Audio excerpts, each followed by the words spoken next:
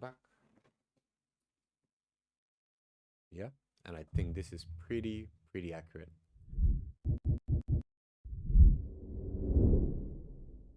Hi guys, it's Nico and this is the Automation Gym. Today we're going to be looking at Modbus RTU and more specifically how to configure the Modbus extension if you don't have a template on the library already. So first things first, why Modbus? Simply because this is one of the most common protocols in the BMS world. Now Modbus is used for things like AC controls, air source heat pumps, some boilers, and a lot of other devices on the market, including, for example, the energy meter that you can see connected at the moment. Now, first things first, if we look at the device, we do need to connect it. As you can probably imagine, on the bottom I have link connection, which is 24 volts, and the, well, usually blue and white going into the mini server. And if I do look in config, you'll be able to see that link can already recognize that there is an extension there. So I can click on it, search, it's going to identify itself, add it in the right place, or in position, pop it in config, and save it in. Well, this is obviously the easy part, but what we're looking for is the actual connection, the actual Modbus side of things. Now, if you click on a little cog and get some more information, you'll be able to find that in here. But this is basically how I have it wired up in my situation as well. So depending on the device, you always need to consult with the datasheet and the documentation in terms of where the ports are actually wired to. But quite frequently, you'll see on the device that there is a port that is called RS485. RS485 is usually a different communication. However, the wiring, the serial wiring is exactly the same for both devices. Just when it comes to the translation or the actual protocol that is working on, it's working on Modbus. But again, we'll look in documentation in a bit. Now, when it comes to my physical device, as you can see in here, I do have the green and white twisted pair for A and B that is connected to the A and B of the device. I only have one device, hence why I only have the 120 ohm resistor at it. If I was to have multiple devices or multiple meters in this situation, I would have had the 120 ohm resistor at the very last one or the very end of line. And between the two devices, you can also see that the ground, the middle, is linked between both of them, so there's no communication issues. So I can come in here to my Modbus extension, click on the little cog, and get some properties. So first things first, we need to set the speed, the parity, stop bits, and so on, so we can make sure that both the device that we have and the Modbus extension are speaking on the same speed, the same bandwidth, so they can actually exchange information. Now, how do you find that?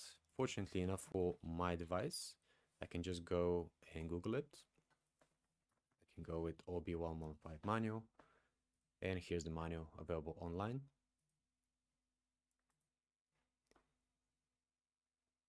If it does open up, there we go. And in here in the manual, you can see I do have a lot of information that does match what I'm looking for in config. For example, the baud rate is usually the very first thing that we want to set from top to bottom. If you go back in here and we just search for baud rate, in that file, you'll be able to find quite quickly, there it is. So by default, the baud rate on the device is 9600 bits per second. And if I go on the physical device, actually, you'll be able to see something else as well.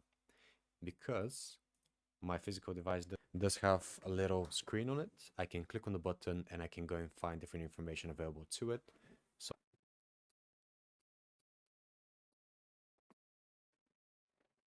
there we go. As you can see, the baud rate is set as default 9600, which is perfect. I'm going to just continue on from here with the documentation, but just a little bit of information for you guys. If you do want to configure the device with just basic functionality, the defaults should be as they were set in the manual. Otherwise, if there's a little screen or if there's some kind of interface, you can go and find out the information from there directly. So, on my Modbus extension, I set the baud rate to 9600. I have no parity. Let's see if we have some more information in here. There we go. By default, the parity is set to none. And if I go and also scroll on the device and look at the settings, I'll be able to see that the parity is also set to none. So I'm going to come in here and set it to none. And you can see that as soon as I do that, it's going to give me some more information, and it's going to change the stop bits, because this is the most likely combination that you're going to have if there's no parity. What does all of that really mean? Now you have a start bit, you have the information, the payload that is being sent, and then depending on the combination, you might have parity, and you might have one stop bit or two stop bits. This is basically saying how long is the message supposed to be, how many lines do I have, or how many points do I have where I can read information through. And quite frequently, you can see that if there is no parity, you're most likely going to have two stop bits in here. If there is parity, potentially one stop bit is more likely to be in there. And then you have the bits in the middle, which is the information that we're trying to read from the device. So if we're happy with that information, if we think that all of this is correct, if we double check with the device and documentation, we can move on to the next step. Now, on one Modbus extension, you can have multiple devices. If you're not quite sure, you can come back in here and you can see and you can read through. Go here, click on the Modbus extension, and I'm going to add a Modbus device. And this device, I'm going to be very specific, is an OB115 100 amp CT clamp meter. I click on the little cog, and you'll see that there's another field of information that I need to fill in. Now, because we can have multiple devices, every single device needs to have an address, because if it doesn't have an address, basically what is going to happen is you're going to be communicating, or you're going to be trying to communicate to the whole network, and you would just be broadcasting information, where in this case, we just want to request information from one device and get the information back from that specific device only. So if I go back to the manual, I'll be able to see well, hopefully, the address of the device somewhere in here. There we go. Modbus address can be set between 0 to 255, and the default is 001. And if I do go back to the devices only, let's have a quick look again, press the button and see if we can find that information.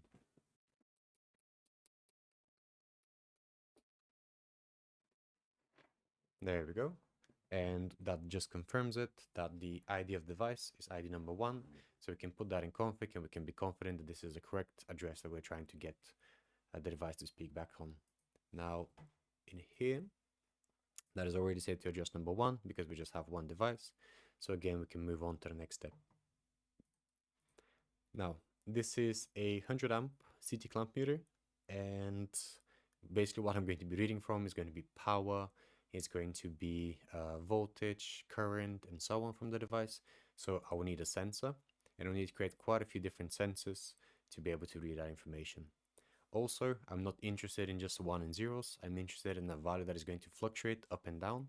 So I need to add an analog sensor instead of a digital one.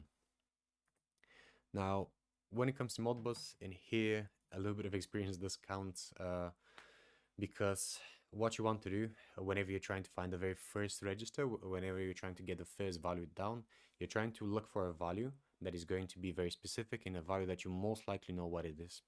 So for example, if I look at the device itself, I can find information such as voltage.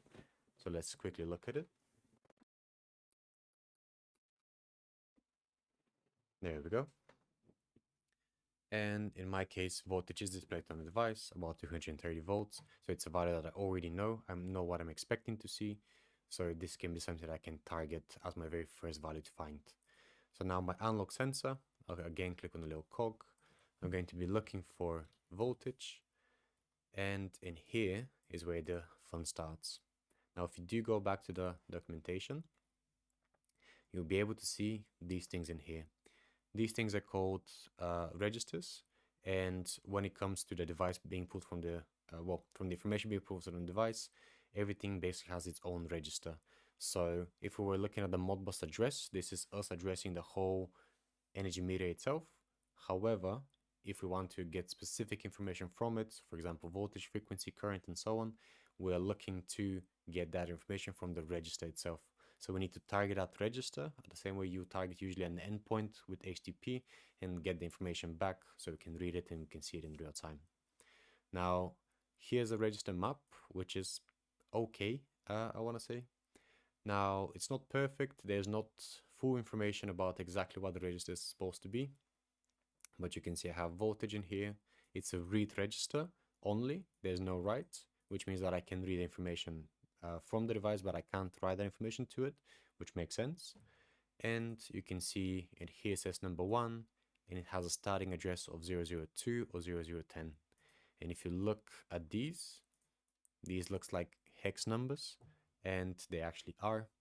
But if you go to something like a hexadecimal converter, you can go and fetch that information, you can convert it, and you can see what is that address supposed to mean, what does it actually reflect in here. Now, I'm going to try voltage, and based on this information, I am willing to give a try to address number 2. So this is going to be the address that the device is, or that voltage parameter is going to be sitting at. So in here for IO address, I'll go for address number 2. And now for the commands, that is also something that requires a little bit of experience again with Modbus, because you have different commands and different options. Let's see if we have any here. There we go. Now, when it comes to Modbus, you have quite a few different ways of putting information, and whenever you put that information, what are you supposed to do with it? Is it supposed to be just a 1 or 0? Is it supposed to be a value that goes between 0 to 100%, 0 to 1000%, and so on? In our case, we're looking for a value that is fluctuating. It's not just an on and off, it's not just a Boolean. So that would pretty much mean that 0, 1 and 0, 2, so read and write discrete inputs and outputs, is not going to work, because we are looking to read multiple registers or multiple, well, basically bits of information, which means that in our case, it might be a read input register or a read holding register, most likely. So if I go back to the device, let's see if we have it in here. 0, 3, hex, no. Reads, no. We have somewhere else, no. Somewhere else, no. Register, that information is not available in here. So we're going to basically try and give it a shot. So we come in here. I'm going to leave it to the default because this is the most common command for us to basically regurgitate that information and translate it. And then we have the data type. Now we can have 16 or 32 bits worth of information. Now that means basically that the string that you're trying to decipher is either 16 or 32 bits, and then whenever you're trying to read it, are you reading just one string or are you reading 2 strings back to back? Now I am going to be reading most likely 2 strings, but let's double check with documentation. And again, I don't think it's going to say 16 bits, no, 32. Is that information somewhere? Not necessarily. Okay, it's not in here as well. So why am I guessing that we're reading 32 registers or 32-bit registers? Is because if you look in here, you have 002, the next register is 004, the next register after is 006, which means that you're not going from 2 to 3 to 4 and so on, which means it's very unlikely for us to be trying to read only 16 bits. Because usually registers are 16 bits, but if you're reading 2 at a time, that is going to make it 32 bits. So you go from 2 to 4 and so on. So if we are right, we should be looking for a 32-bit register. And now we have different information points in here. So you have unsigned, signed, and floating point. And these are again basically different types of us to read information. Now, the most common ones are going to be unsigned. Let's have a quick look in Google, because you have unsigned versus signed, and I keep forgetting which one is which. So let's have a look. Signed integer is 32 bits worth of information between a negative to a positive number. That's important. And an unsigned one can only be a positive number. Now, in our case, well, we're looking for a voltage, so hopefully it's only going to be a positive number. So the first one I'm going to try is going to be a 32-bit unsigned integer. And you can see that as soon as I select it, this tick box is ticked because it's going to read 2 registers, and you can find that information in here. You can try it with or without it. We're going to basically play with the configurations and see what we're going to be able to get from the device back.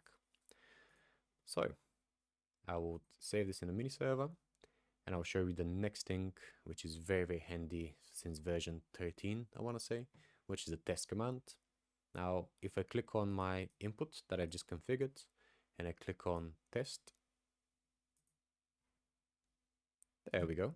We do have some sort of communication. So yellow is good, if you see red, red most likely means that there's no communication.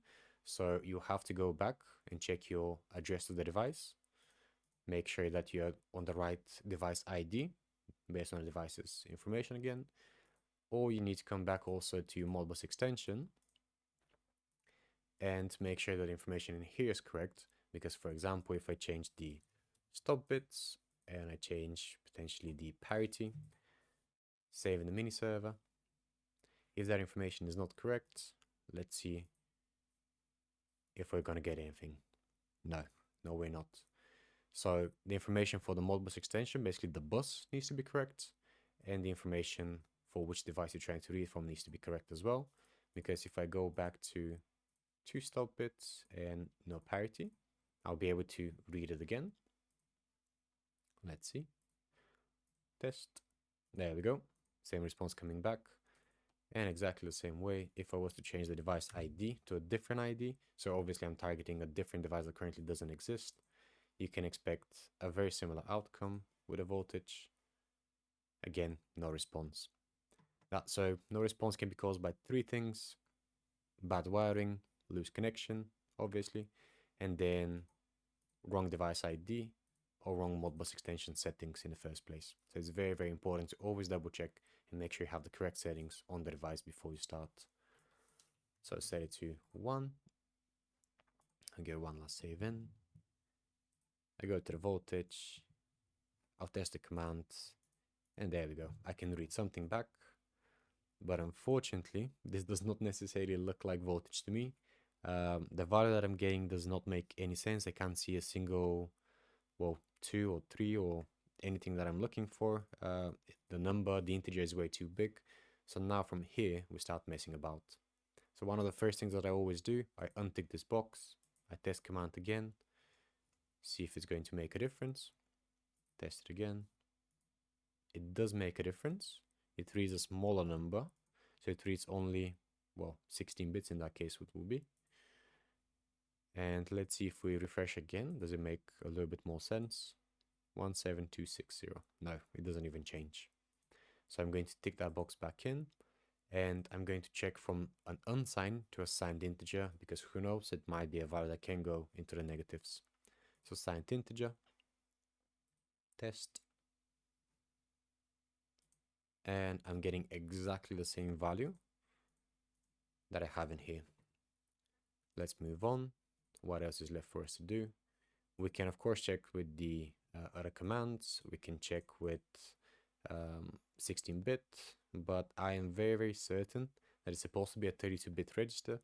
So if we click on it, test it. No, test again. There we go. That now makes more sense. Test it again.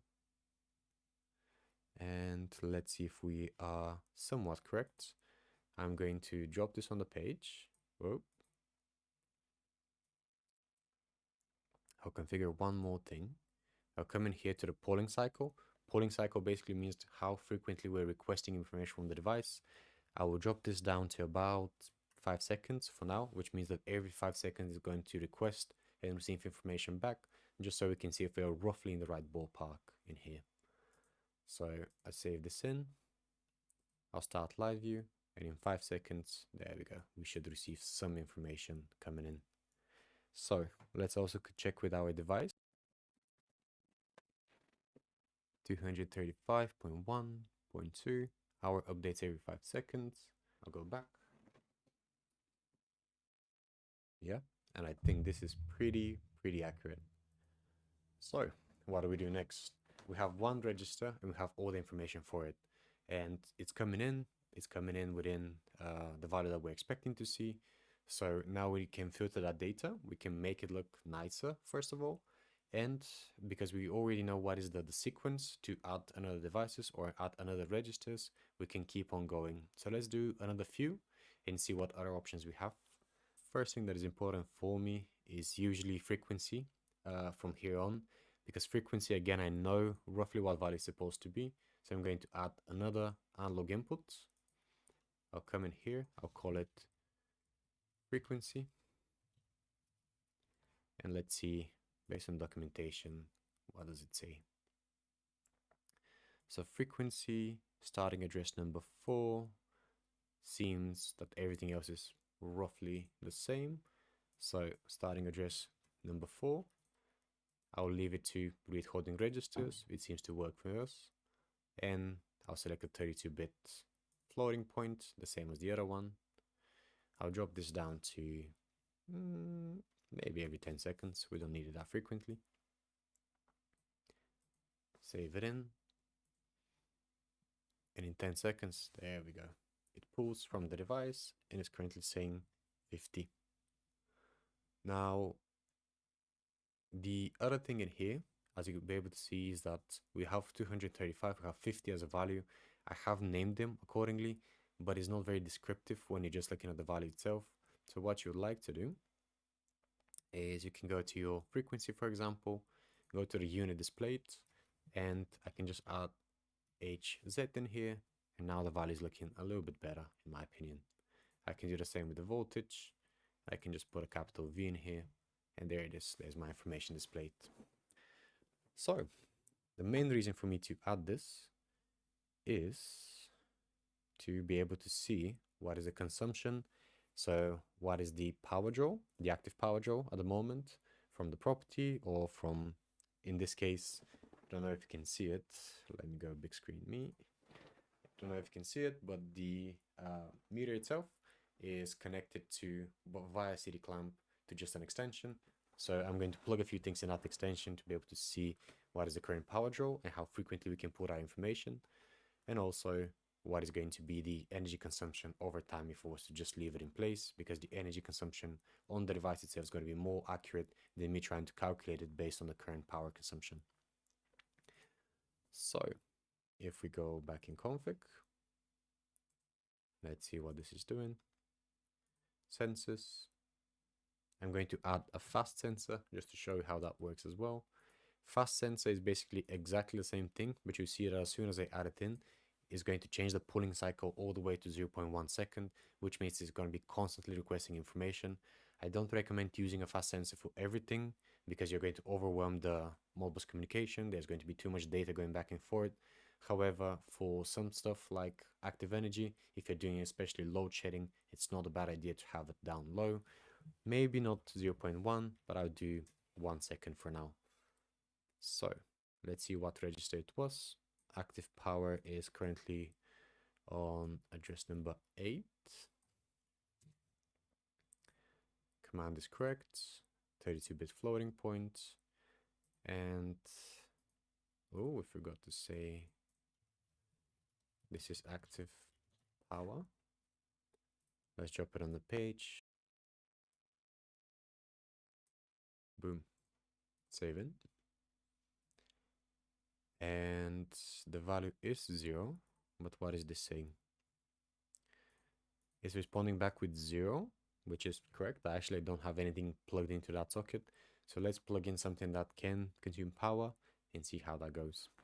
Okay, so currently we're reading 0, which is correct. We're receiving some information back, and also you can see that there's nothing plugged in, nothing connected. Now I have borrowed a hairdryer, so let's see if that is going to make a difference. I have connected it to the extension, and that extension is currently with a CT clamp on the device. So in theory, we switch this on, and we should see the values change.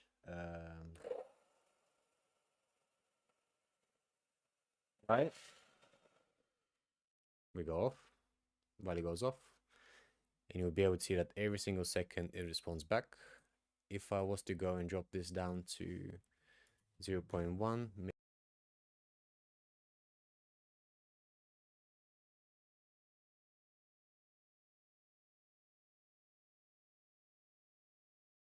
okay, enough play. There we go. As you can see, the hairdryer that I nicely borrowed from my missus currently has a billion different settings. So whenever I try to just do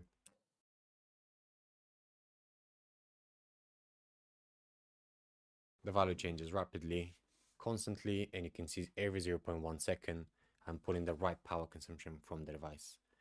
Now, if I'm not mistaken, that value is in kilowatts because I've checked this thing and it's capable of up to 2 kilowatts worth of power. And the value that I was seeing at any point, I would just stop this monitor because it's going to be way too much otherwise. The value that I was seeing in here was 1838, 1840, which is watts. And now for that information to be useful in anything in config, what we need to do is we need to grab a meter function block and drop it in here. This is going to be hairdryer. This is coming currently in watts, and I want to see it in kilowatts.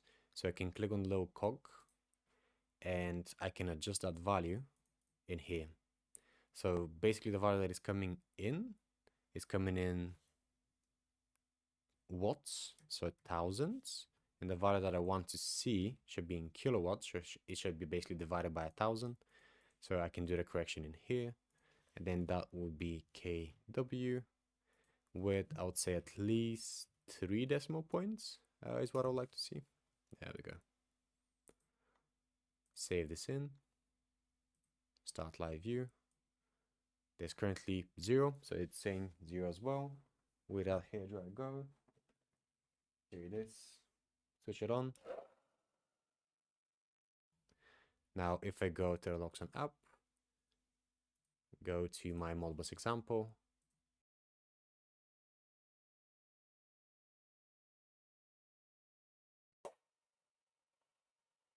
and open 1.4, 3.